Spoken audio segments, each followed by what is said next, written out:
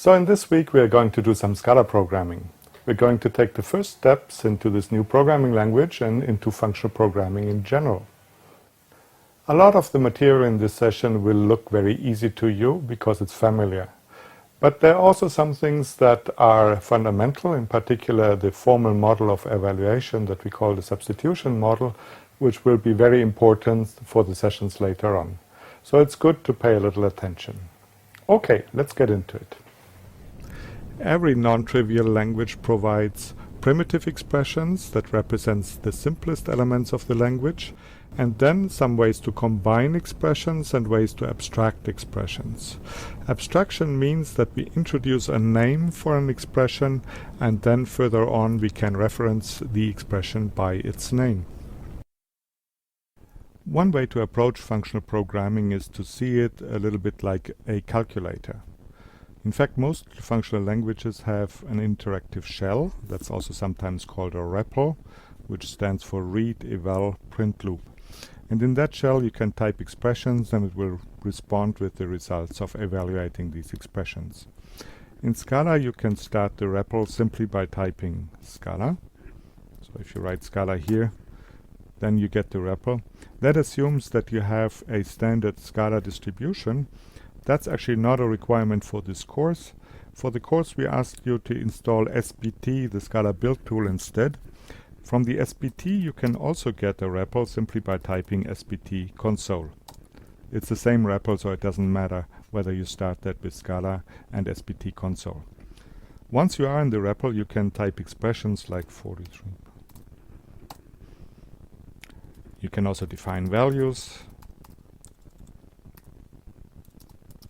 such as radius equals 10, and the REPL would in each case respond if you have an expression with the expression's type, in this case that is int, and the expression's value.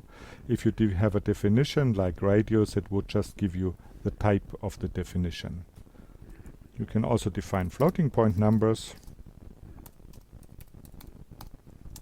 and afterwards you can refer to what you have defined before. Now let's have a look at evaluation. We have seen how that these expressions were evaluated. How exactly did that happen? Well, the rules are well known from simple algebra. To evaluate a non-primitive expression, we typically take the leftmost operator, subject to the rules of precedence. We evaluate the operands of that operator, typically left before right, and we apply the operator to the operands. What about evaluating a name? Well, that's evaluated by replacing it with the right-hand side of its definition. We apply these steps one by one until finally the evaluation process results in a value. And for the moment a value is just a number. Later on we'll also consider other kinds of values. So let's see an example. Here's the evaluation of the arithmetic expression 2 times pi times radius. What's happening there? First thing we do is we look up the name pi and we get its definition 3.14159. Then we perform the arithmetic operation on the left. Then we look up the radius, evaluate radius yielding 10, and finally we perform the final multiplication yielding the result. Definitions can also have parameters. For instance, we can define a square function by writing def square. Then comes the parameter x of type double, and then comes the right-hand side x times x. The right-hand side refers to the parameter x. And the evaluation then would yield the expected. Square of 2 would give 4, square of 5 plus 4 would give 81.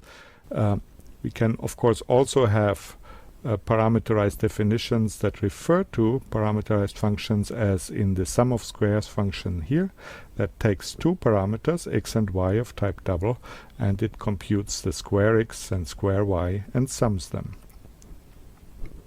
You've seen in the last slide that function parameters come with their type, and this type is given after the parameter name and a colon in Scala. So you would write x colon double y colon int. You can also give the return type of a function that follows after the parameter list.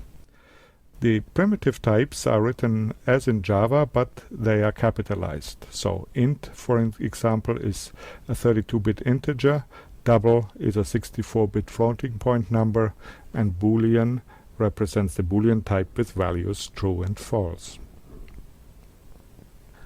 Now, how are function applications evaluated? In fact, they are evaluated in a way that's very similar to operators. We first evaluate all function arguments going from left to right. We then replace the function application by the function's right-hand side.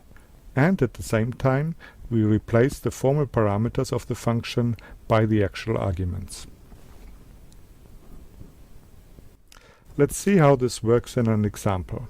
We start with sum of squares of 3 and 2 plus 2. The 2 plus 2 gets rewritten to a value 4, and we have sum of squares 3, 4. Then we take the definition of sum of squares, that was square of x plus square of y, and we replace the application by this right-hand side, where at the same time we replace the parameters x and y by the actual arguments 3 and 4. We then repeat the process with the square application. Square of 3 becomes 3 times 3, the right-hand side of square, where 3 replaces the parameter x. We get an arithmetic simplification, and we do the same thing for the right-hand operators, yielding the final value 25. This scheme of expression evaluation is called the substitution model. The idea underlying this model is that all evaluation does is reduce an expression to a value. And that reduction can be expressed by a sequence of simple rewriting steps that rewrite the expression term itself until it is a value, very similar to what you would do in algebraic simplification. Simple as it is, this model is very powerful. In fact, it has been shown that it can express every algorithm, so it's equivalent to what you would call a Turing machine. This has been shown a long time before functional programming, in fact a long time before computers, by a logician called Alonzo Church in the lambda calculus. He did that in the 30s of the last century. You might have come across lambda calculus in theoretical computer science, and if you did, then you know how to make the connection to this model. If you didn't, don't worry, we won't need the theory for following the course. What's important though is to know that lambda calculus as a model and the substitution model can be applied only to expressions that do not have a side effect. Now, what is a side effect? A typical side effect would be an expression called C++, where C is a variable, and evaluating this expression means that you return the old value of C and at the same time you increment the value. So at the next time you return the value, you would return a value 1 larger than before. Turns out there's no good way to represent this evaluation sequence by a simple rewriting of this term. You need something else, like a store where the current value of the variable is kept. In other words, the expression C++ has a side effect on the current value of the variable, and that side effect cannot be expressed by the substitution model. So one of the motivations for ruling out side effects in functional programming is that we can keep to the simple model of evaluation. Once we have the substitution model, another question comes up. Does every expression reduce to a value in a finite number of steps? In fact, the answer is no. Here's a counterexample. Let's write a simple function def loop int equals loop. And let's then refer to the name loop. What would happen? Well, according to our model, we have to evaluate that name, which happens by replacing the name by its right-hand side. The right-hand side is loop again. So we have reduced the name to itself, and this can go on ad infinitum. Another way to visualize this reduction sequence is by starting with loop and then reducing to the same term again. We've seen that the Scala interpreter reduces function arguments to values before rewriting the function application. That's not the only possible reduction strategy. Alternatively, one could apply the function to unreduced arguments. For instance, we could start with sum of squares 3, 2 plus 2, and then go on as follows.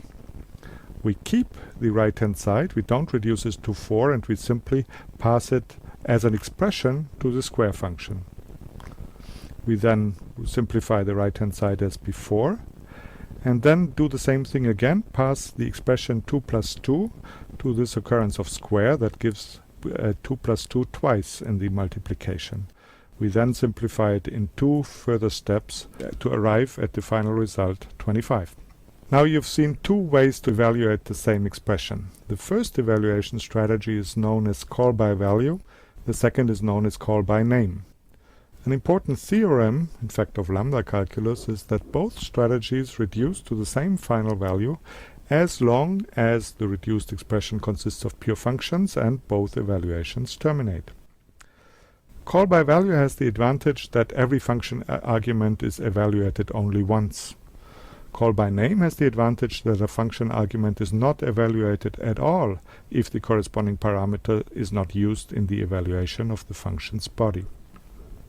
Here's a question. Say you're given the following function definition. Def test of x and y equals x times x. For each of the following function applications, indicate which evaluation strategy is fastest, by which we mean has the fewest reduction steps. There's first test of 2, 3, then test of 3 plus 4, 8, test 7, 2 times 4, and finally test 3 plus 4, 2 times 4. Let's see how we would answer this question. I have the test function here, and I have the calls that I want to compare here. Let's start with the first one, test 2, 3.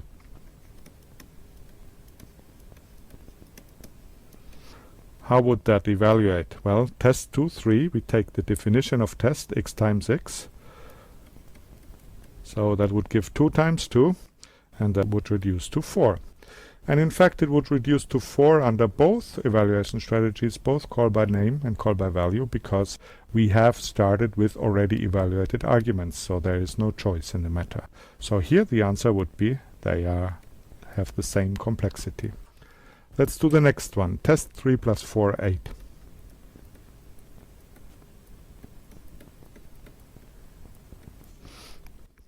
Under call by value, we have to evaluate the arguments. So we get test 7, 8. And that gives us 7 times 7 and the final result. Whereas under call by name, we get 3 plus 4 times 3 plus 4.